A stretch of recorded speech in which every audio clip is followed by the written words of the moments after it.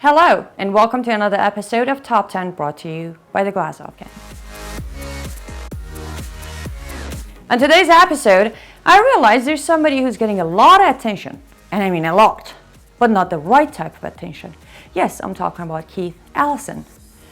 I'm sure you do know that. However, just in case if you don't, I would like to talk about the top 10 reasons why Keith Ellison should actually terrify you and should not, under any circumstances, take a seat at DNC. So if you're ready, let's get us started. On our number 10, Assam Omish. Ellison received financial support from Assam Omish, a former president of the Muslim Brotherhood front group called Muslim American Society, who has publicly defended the moderate views of the Muslim Brotherhood and who reportedly pushed for the hiring at his local Northern Virginia mosque, the radical cleric Anwar al-Awlaki, who later took refuge in Yemen as a spiritual leader of Al-Qaeda. Moving on to our number 9, Jamal Barzanji and Hisham al-Tlaib. Ellison accepted yet more money in contribution from Jamal and Hisham. Ellison attended a private fundraiser at the Northern Virginia home of a man who led a group tied to the Muslim Brotherhood.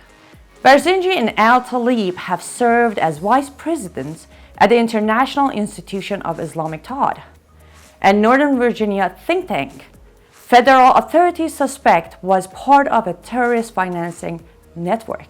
In addition, a previous FBI investigation concluded that Barzanji and al-Tlaib were among U.S. leaders of the Muslim Brotherhood when they came here as students.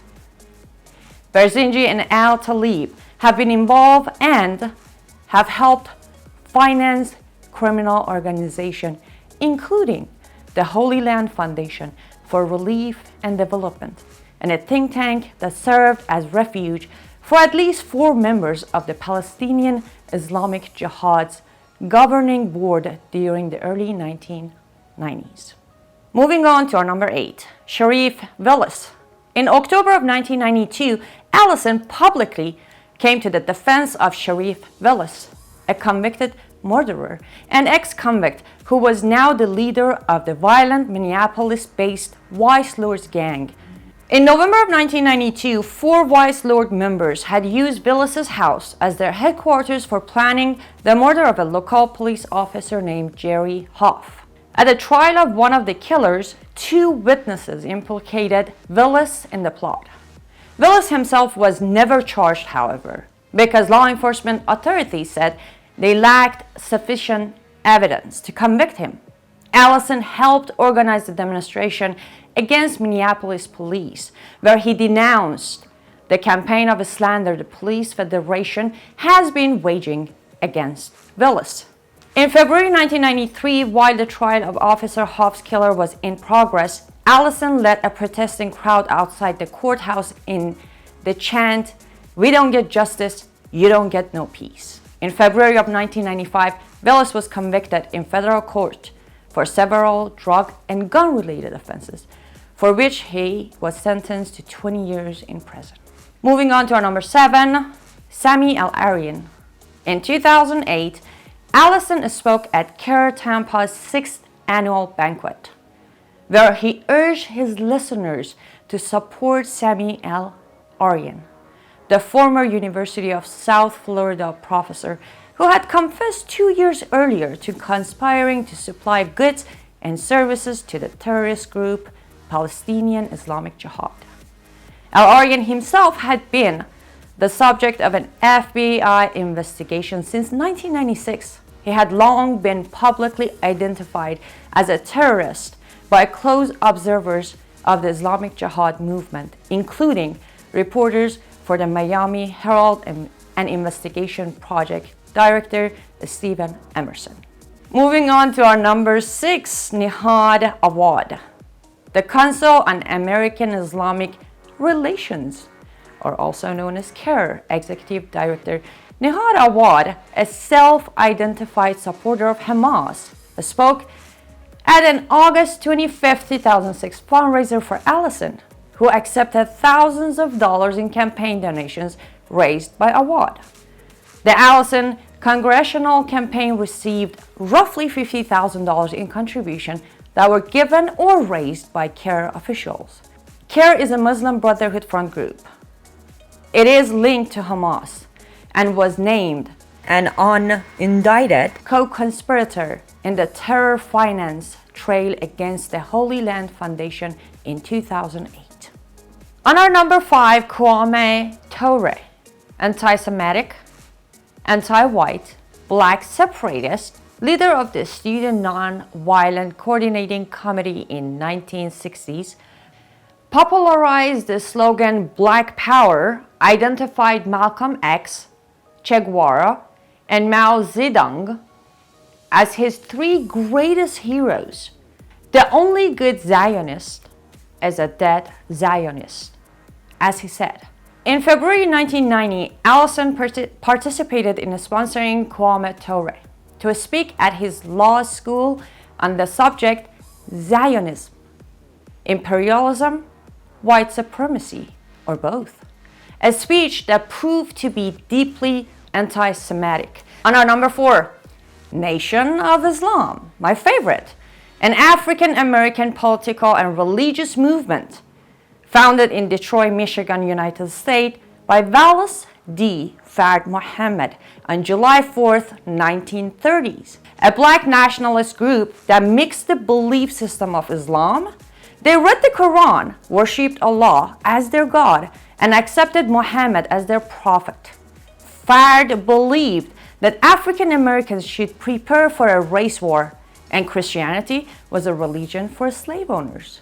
In 1995, Ellison worked actively on behalf of the Nation of Islam at a University of Minnesota rally to promote Louis Farrakhan's highly anticipated Million Man March. Ellison, who organized the rally, appeared on a stage with Khalid Abdul Muhammad, who delivered a thundering racist tirade.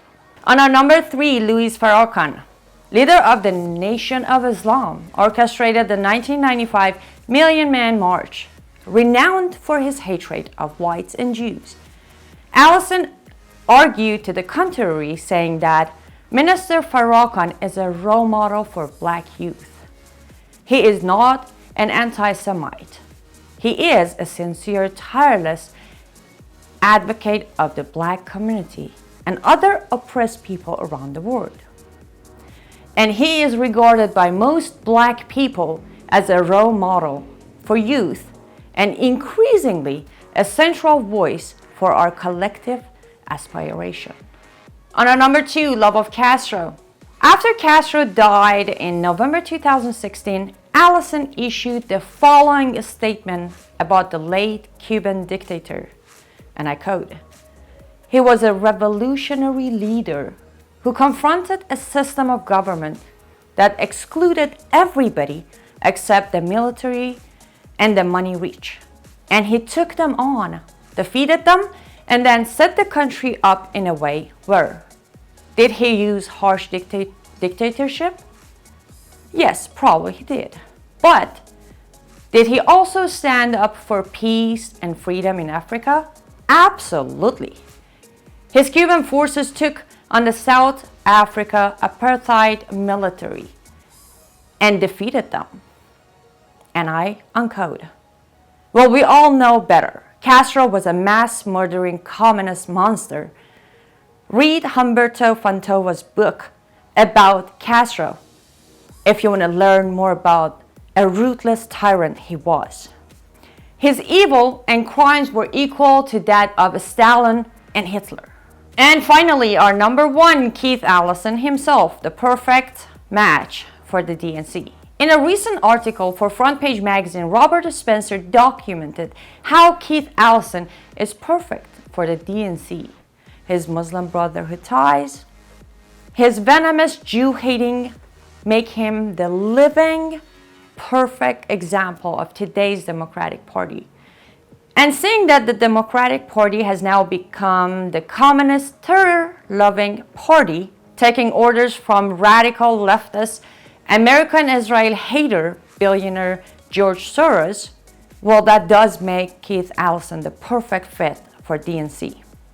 However, I hope after hearing all those facts, adding your own research, learning a little bit more about him, I really do hope that he terrifies you.